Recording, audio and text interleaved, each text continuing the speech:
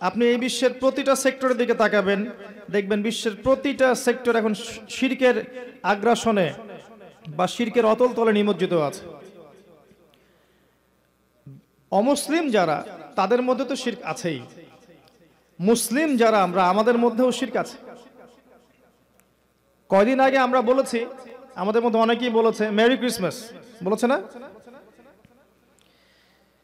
যখনই বলেছে merry Christmas, তখন সে স্বীকার করে নিয়েছে যে 25শে ডিসেম্বর আল্লাহ রাব্বুল আলামিন ঈসা আলাইহিস সালামকে জন্ম দিয়েছেন। নাউযুবিল্লাহ। আমার কথা কি বোঝা যায়? যে বলেছে মেরি ক্রিসমাস, অ্যাজ এ মুসলিম কাউকে গ্রিট করতে গিয়ে বলেছে মেরি ক্রিসমাস, সে স্বীকার করে নিয়েছে যে ওই দিন আল্লাহ পাক পুত্র সন্তান জন্ম দিয়েছেন। নাউযুবিল্লাহ। তো তারা শিরক করছে, তারা বলছে আল্লাহ তিনজন। নাউযুবিল্লাহ।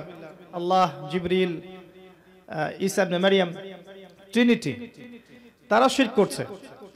ইহুদরা শিরক করছে। ওয়াকালাতিল ইয়াহুদু উযাইর ইবনুল্লাহ, তারা বলছে উযাইর আল্লাহর সন্তান, তারা শিরক করছে। ওয়াকালাতিন নাসারা আল মাসীহ ইবনুল্লাহ, নাসারারা বলছে ঈসা ইবনে মারইয়াম আল্লাহর সন্তান, তারা শিরক করছে। অন্য ধর্মাবলম্বী যারা আছে দেখবেন সূর্য, চন্দ্র, গ্রহ, নক্ষত্র, স্ট্যাচু এগুলো ওয়ার্শিপ করছে, তারা শিরক করছে। তাদের সেকশন ডিফারেন্ট, কিন্তু মুসলিমরাও তো শিরক করছে। মুসলিমদের মধ্যে কবর পূজা নাই, মাজার পূজা নাই। মুসলিমরা তাকদীর, ভাগ্যকে অস্বীকার করছে না অনেকেই। অনেক মুসলিম আল্লাহর হালালকে হারাম করছে না, আল্লাহর হারামকে হালাল করছে না। মুসলিমরা এই আকীদা রাখে নাকি যে আল্লাহ ছাড়া কেউ পরকালে আমাকে নাজাত দিতে পারবে? আল্লাহ ছাড়া কারো জন্য মানুষ কি দোয়া করছে না? আল্লাহ ছাড়া কারো জন্য কি মানুষ সেজদা করছে না? আল্লাহ ছাড়া অন্য কারো জন্য কি মুসলিমরা নজর মানত করছে না, কোরবানি করছে না, সন্তান চাচ্ছে না? এগুলো কি মুসলিমরা করছে না? তো মুসলিমদের ভিতরে শিরক নাই? আছে। এগুলো তো ধর্মতাত্ত্বিক কথা বললাম। আপনি এডুকেশন সেক্টরে যান, সেখানে গিয়ে দেখবেন আপনাকে জ্ঞানের সংজ্ঞা শেখানো হবে যে পরীক্ষা নিরীক্ষা, যুক্তি, দর্শন, বিজ্ঞান দিয়ে যা প্রমাণ করা যায় সেটাই জ্ঞান। এই সংজ্ঞা শিখেছেন না? শেখেন না স্কুলে, কলেজে, ইউনিভার্সিটিতে? পরীক্ষা নিরীক্ষা, যুক্তি, দর্শন, বিজ্ঞান এগুলোর মানদণ্ডে যা উঠে আসবে সেটাই জ্ঞান। তাহলে আল্লাহকে আপনি ল্যাবে প্রমাণ করেন। মালায়েকা, ফেরেশতা যারা এই জায়গা এখন ঘিরে রেখেছেন, আপনি দেখছেন? তাকে কি ল্যাবে প্রমাণ করতে পারবেন? আগের আসমানি কিতাবগুলো দেখেছেন? আগের নবী রসুলদেরকে দেখেছেন? ইয়াউমুল আখির, আপনার কবরের আযাব, প্রশ্নোত্তর, কিয়ামতের মাঠের এই যে আমলনামা ছুড়ে দেয়া, মিজান, পুলসিরাত, জান্নাত, জাহান্নাম, রূহ বা আত্মা দেখেছেন? এগুলোকে ল্যাবে প্রমাণ করতে পারবেন?